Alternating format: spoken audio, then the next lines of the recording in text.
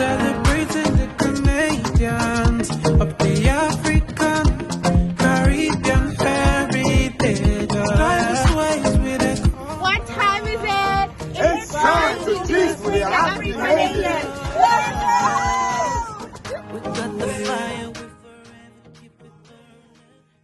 So, ladies and gentlemen, welcome to Africana TV. I'm your host, Ayodele Odeyemi, and you know what we do here?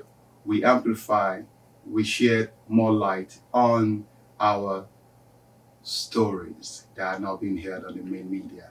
With me in the studio today, we have three powerful Afro-Canadians. I don't refer to our people as Black Canadians. We are Afro-Canadians because we do have a root. We are not people of color alone.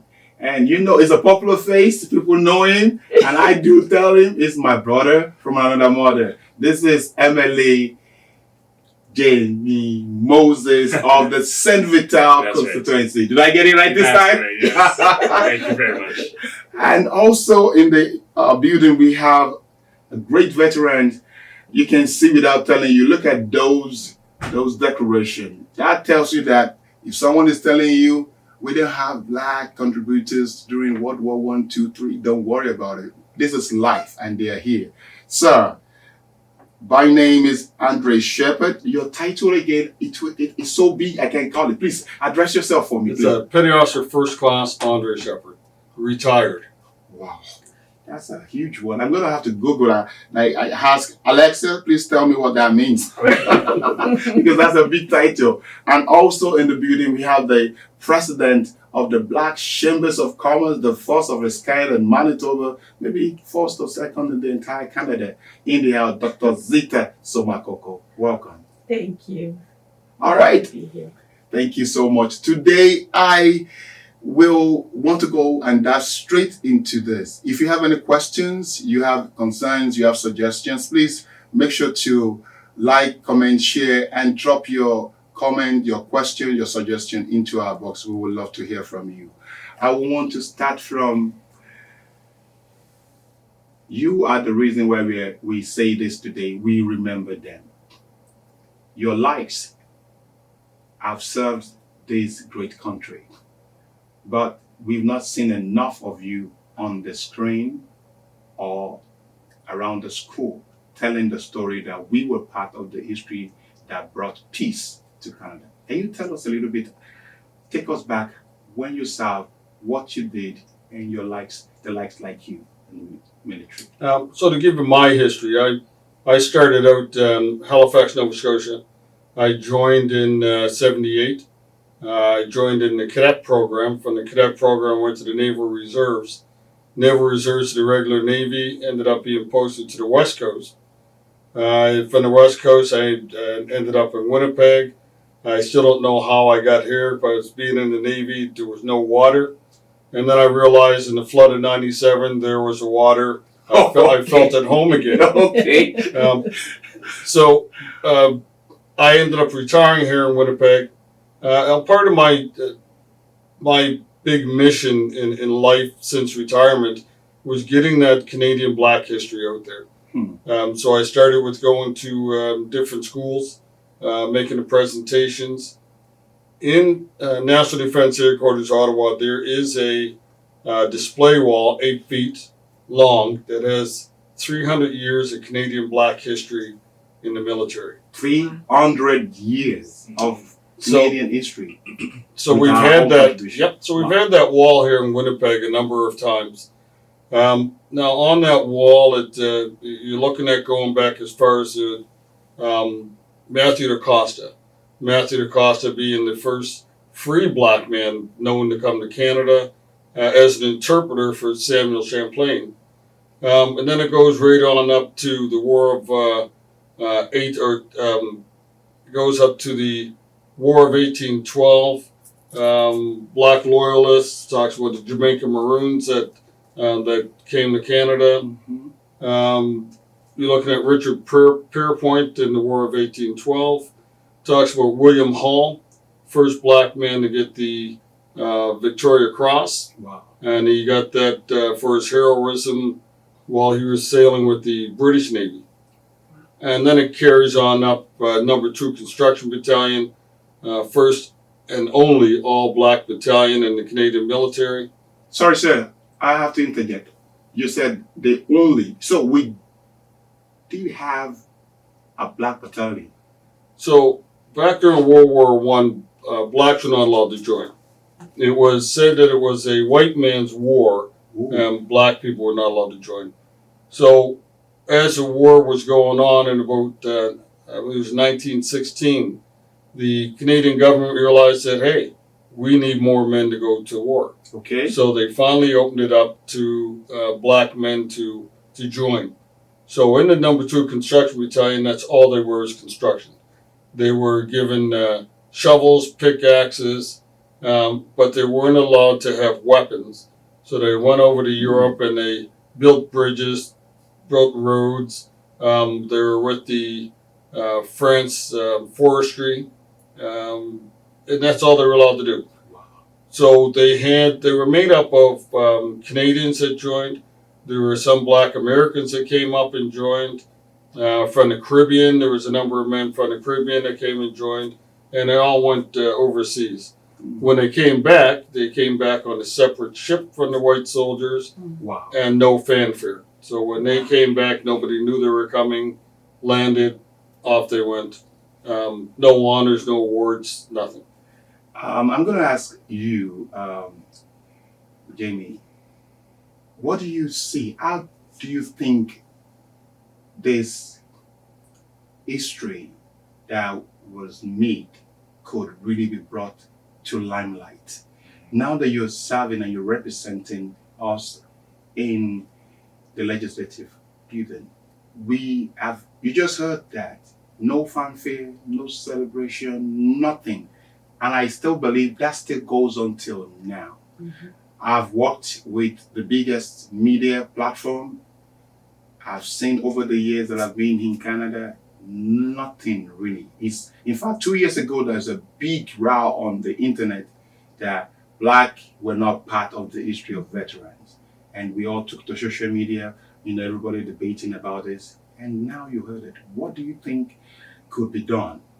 Well, first of all, I think I want to say thank you for the service that you did as part of our armed forces, but also to share these stories with more Canadians. Mm-hmm. And I think that's exactly the types of steps we should be taking right now, is using our platforms, whether it's as an educator, whether it's working with community, or myself in the legislature, using all of our platforms to educate and share with Canadians the history of the contributions of Black people in our communities.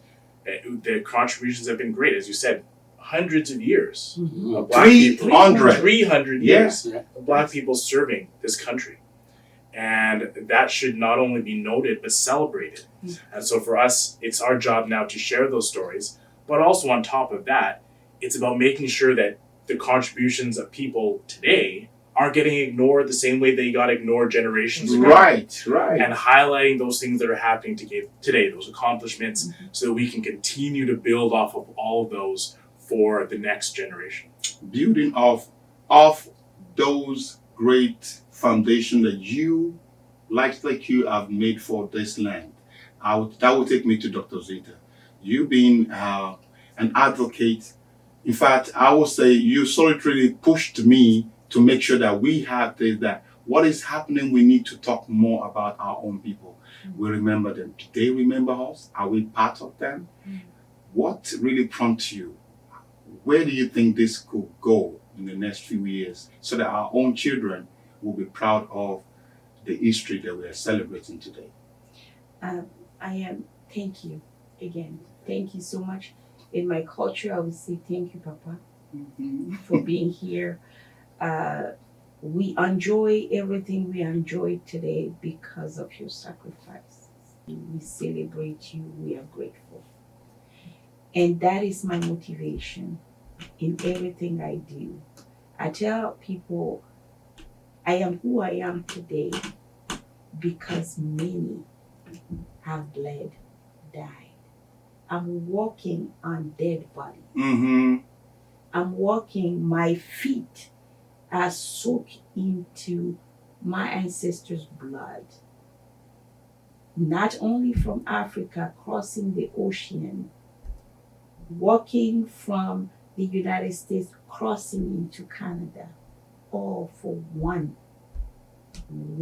search, freedom. We still have laws in these countries in America that still forbade us even to walk on the street.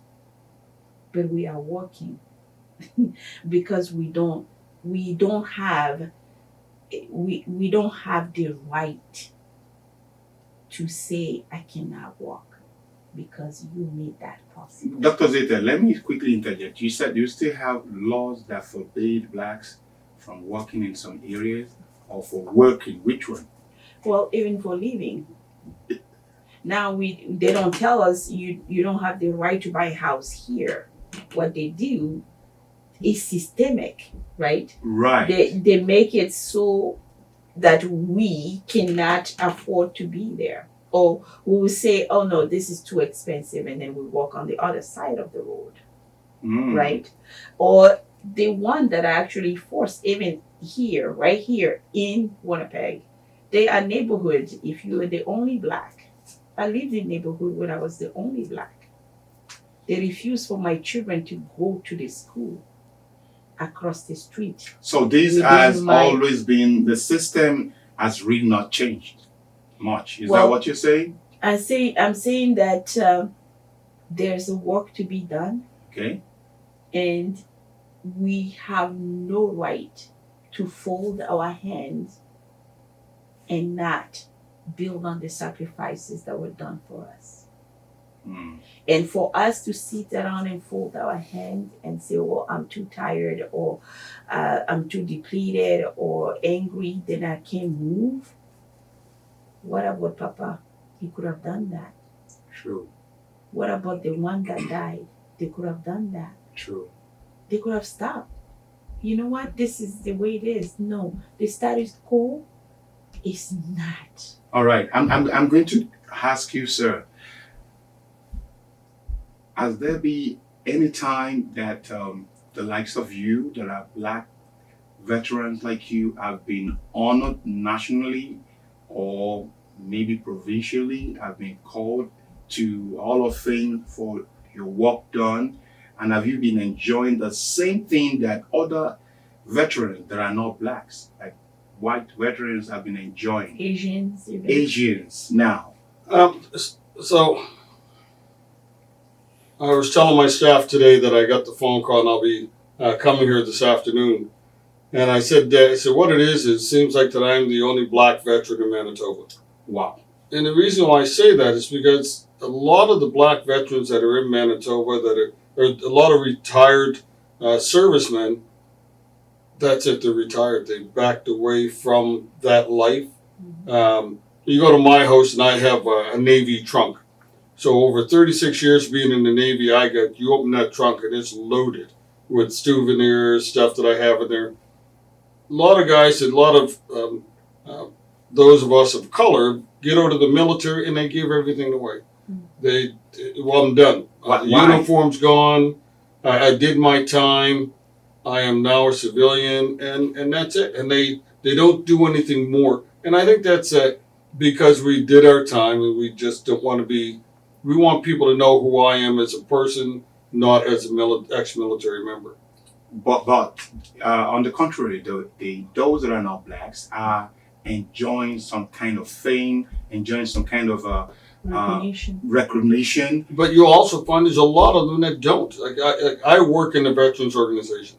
Okay. And there's a lot of the guys, veterans that are there, and I'm the only. There's two black guys that work in the headquarters, and there's a lot of the white retired servicemen that are there.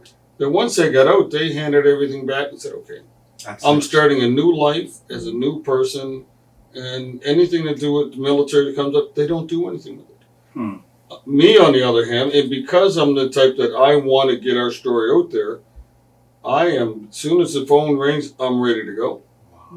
I have another presentation tomorrow to do. The HMCS Chipwater Naval Reserve Unit. They asked me to come as a guest speaker. I do a lot of stuff in the schools with the Black History Manitoba Society Mhm. or committee. I joined them a number of years ago, and I'm so glad I did, because we're doing everything we can to get the word out there, the education out there. But when it comes to the veterans, we guys are just tired. I did my time.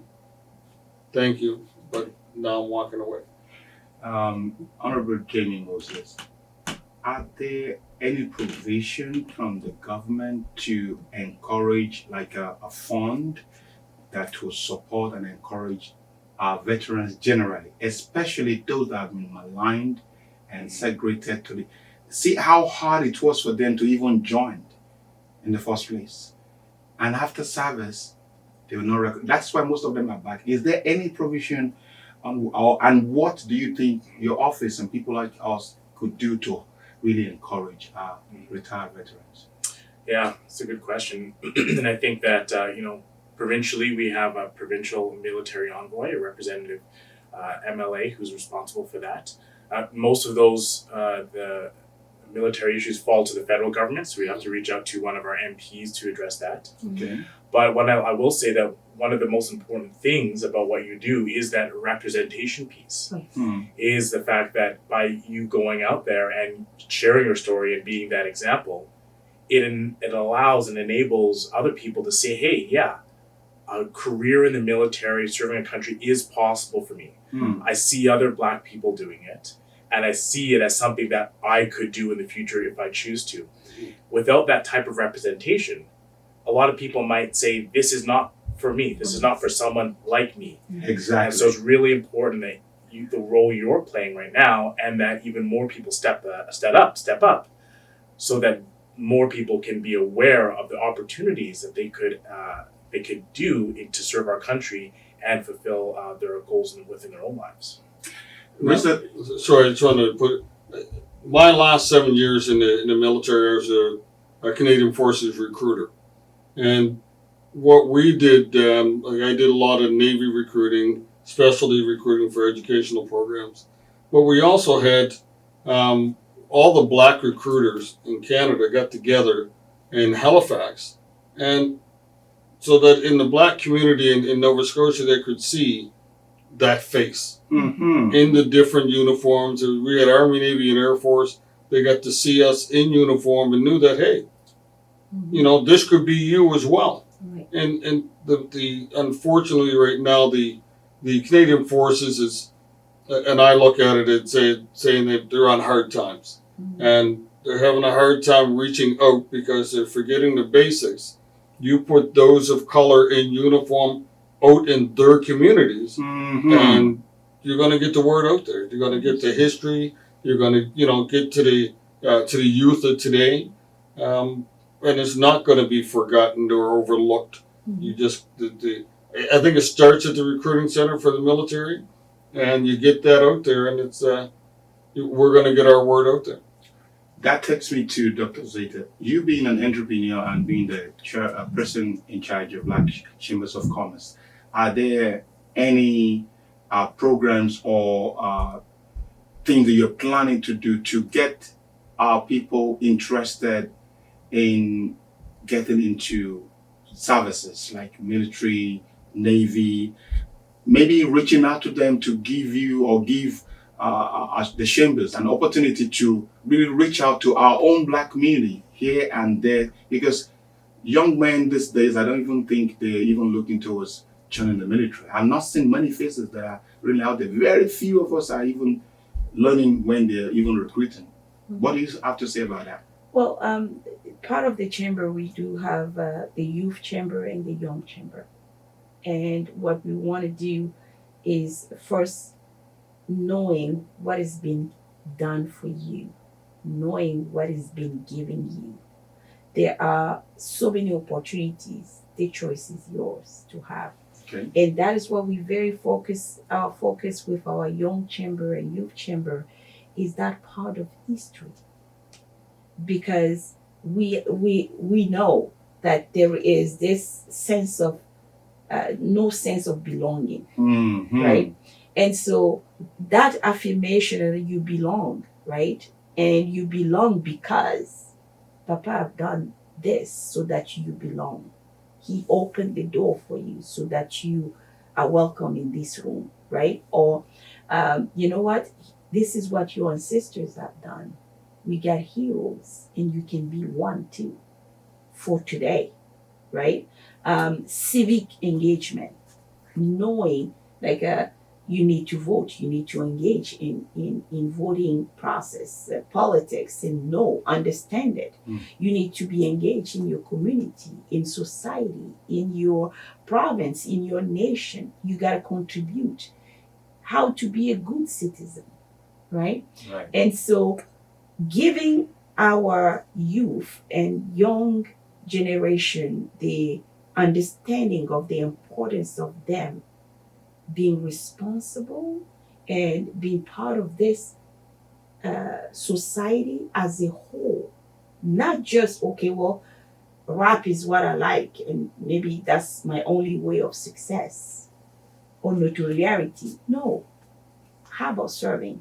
Because this has to do with bringing peace to our life. Exactly. And to sustain peace in a country, you need equal representation. You need good representation of our people, so that this same thing that has happened before will not be repeating itself. Like over 80% to 90% are whites. Sorry to use that word, but that is the truth. Like, where are our men? Now, those laws, have they been taken out? Like the restriction for blacks or people of that color to join the services, have they been taken off now? There are, so the first black man to join the Royal Canadian Navy, Percy Haynes, and he joined here in Winnipeg. This is something I found out after I retired and was living here in Winnipeg. He joined at the Naval Reserve in Chippewa, and they told him the same thing, that no, you couldn't join. Black men were not allowed to be in the Navy.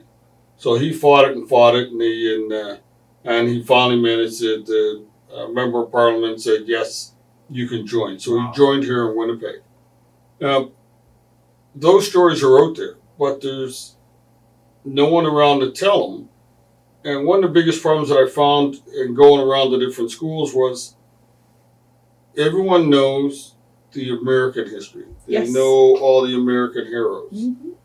But there's no one in the schools that's researching or teaching the Canadian history. Exactly. My problem. Growing up in Nova Scotia with all the black communities we had in the schools there, like we all had our own black cultural society in the schools. True. And we had different names for them, but they all did the same thing. We were educating ourselves Yes. on Canadian black history.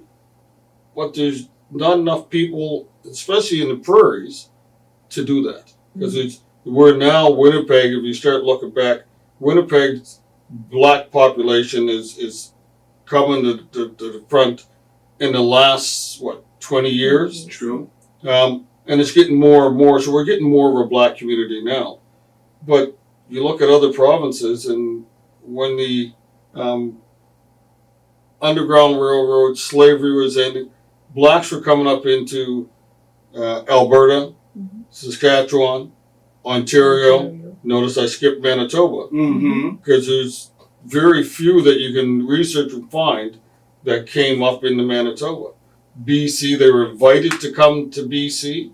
Instead of trying to migrate there, they were invited to come up from California because they wanted blacks to come into BC. Nova Scotia, Quebec, PEI, not Newfoundland. Not Newfoundland. There's none in Newfoundland. PEI is a very small community that you can find very little information on. But there's nobody around that is telling that story.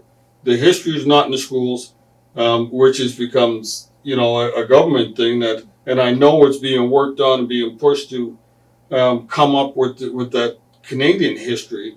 And that is the reason, sir, that I believe the Black History Month, we've been pushing that it's no more a February thing. It should be a 365 days history to be told. And this is one vital history to be taught in different schools. It shouldn't be just a February 28 days and 29 days every year, and that is Black History Month. Because this history needs to be told. Well, No, sorry. Black History Manitoba Society or Committee. We joined up with the Manitoba Museum 2 years ago, and came up with a virtual Canadian Black History that we have been doing to the schools, and we've been going for 2 years straight, starting in the 1st of February, ending in June. For 2 years straight, and we've reached out to students from Nova Scotia to BC, and last year we had the school get a hold of us on the Yukon that wanted that Black History lesson. So we reached up to the Yukon, but this is going on. But this is with the us joining together. But there are no other provinces doing this. okay, well, now guess what? We made it. We actually making ways to actually have Black history taught, not only primary but also in higher institution. And it's looking very good because we did have a very promising partnership with one of the higher institution here. I'm not going to tell the name because it's not completely formalized, but we will have history taught in the curriculum at a higher institution starting in Manitoba. Awesome. And so this is something that we are working on because there is a vital necessity for us to tell our stories. And it has been that we delegated that task for so many years. And now it's And time now for us. it is time for us to tell it as it is. Right? Someone was just asking me, Dr. Zita, that is it true that this man served? You have something to show me before we started this? Oh, yeah. Can you please show us so that you know, viewers, that when we are here, this is not just a prop. This man did serve this country. Sir, go ahead. So for my medals themselves, Special Service Medal is the first one, and I have a Peacekeeping Bar and a NATO Bar for deployments that I did. Okay. I have a Peacekeeping Medal for we did 6 months of blockades in the Red Sea, and then I have my 36-year service. 36 36-year years. service. How old am I? I don't even know. So last year I was I got a phone call to be on the National Apology Committee for the Number 2 Construction Battalion. So we worked for a whole year on what the apology is going to look like. We got everyone, tried to get people from Nova Scotia to BC involved in the townhouses. Tried to reach out to all the dependents. We even reached out to I want to say Barbados, Okay. where there was some members had joined from there, Okay. and managed to reach out to the couple of the dependents that were there, and we put together the apology July 9th, 2022. The Prime Minister came to Nova Scotia with the Minister of National Defense, and we did that formal apology. So at that time, the Lieutenant Governor of Nova Scotia announced that for all of us that were on the committee for working so hard to get this together, we got presented with the Queen's Platinum Jubilee Medal Wow. at a ceremony in the Nova Scotia Government House. Wow. That's Wow. That's and there you have it. I have a guy that I was following on Twitter, and this morning he tweeted, he said, "No, white only."